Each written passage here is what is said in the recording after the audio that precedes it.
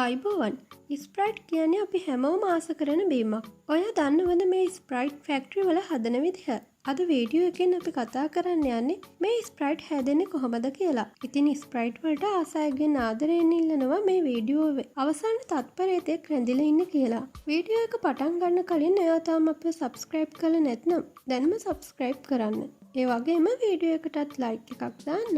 එහෙනම් අපි දැන් බලමු මේ රසම රස ස්ප්‍රයිට් හැදෙන්නේ කොහොමද කියලා.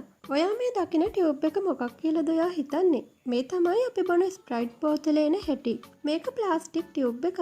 මේක රත් කරලා ඇතුළට වාතය පුරවල තමයි අපි දකින ස්ප්‍රයිට් බෝතලේ හදාගන්නේ. ඒ විදියට බෝතල් හදාගත්තට පස්සේ තමයි මේ බෝතල් වලට ස්ප්‍රයිට් පුරවගන්නේ. මේ සියල්ලම සිදු කරන්නේ යන්ත්‍රානුසාරයෙන්. මේ ඔයා දකින්නේ මේ විදියට බෝතල් වලට ස්ප්‍රයිට් පුරවන ආකාරය. ඔයාට හිතාගන්න පුළුවන්ද විනාඩියකට ස්ප්‍රයිට් බෝතල් කීයක් මෙතනින් යනවද කියලා? මෙතන මේ පේන රවුම දිගේ යනකොට තමයි ස්ප්‍රයිට් බෝතල් වලට පිරවෙන්නේ.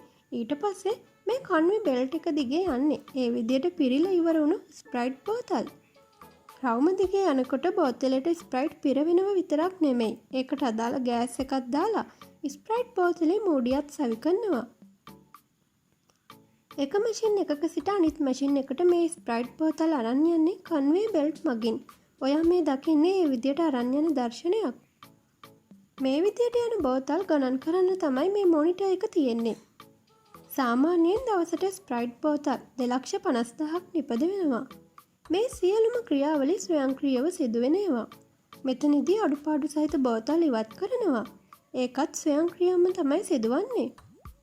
ඔයා මේ දකින්නේ එහෙම ඉවත් වෙන බෝතල් වෙනුවට බෝතල් තියෙන අවස්ථාවක්. ඒකට නම් මිනිස් ශ්‍රමය යොදා ගන්නවා. දැන් තියෙන්නේ මේ බෝතල් වලට ලේබල් අලව ගන්න. මේ බෙල්ට් එක දිගේ මේ බෝතල් යන්නේ ලේබල් අලවන මැෂින් එකට. හිතා ගන්නවත් බැරි තරම් වේගයෙන් මෙතන ලේබල් අලවෙනවා. මේ දැන් මේ බෝතල් යන්නේ පැකින් අංශයට. ඒකට යන්න තමයි මේ විදියට මෙතන බෝතල් හිර වෙලා වගේ තියෙන්නේ. මේ විදියට යන බෝතල් 6 වෙන් කරලා තමයි පැක් කරන්නේ. ඒකට ප්ලාස්ටික් කවර පාවිච්චි කරනවා. මෙතනදී ඔයාලට පේන්නේ ඒ විදියට කවර් කරන්න පාවිච්චි කරන ප්ලාස්ටික් කවරේ බෝතල් වලට වැටෙන ආකාරය. මේ විදියට වැටෙන කවර රත් කරලා තමයි හරියටම බෝතල් වලට පිට වෙන්න හදාගන්නේ. මේ ඔයා දකින්නේ අවසානයේට පැක් වෙලා ඉවරුණු ස්ප්‍රයිට් ප්‍රවාහණයට සෝදානම් කරන ආකාරය. මේ විදියට ලී පැලට් උඩ තමයි මේ බෝතල් තියන්නේ. අන්තිමට ආයෙත් මේ ස්ප්‍රයිට් ඉටුකොළ වලින් කවර් කරනවා. මේ විදියට පැක් කරපු ස්ප්‍රයිට් තමයි ලංකාවටත් එන්නේ. ඔයා මීට කලින් මේ ගැන දැනගෙන හිටියද? අද වීඩියෝ එක ගැන ඔයාගේ අදහස කමෙන්ට් එකක් දාගෙන යන්න.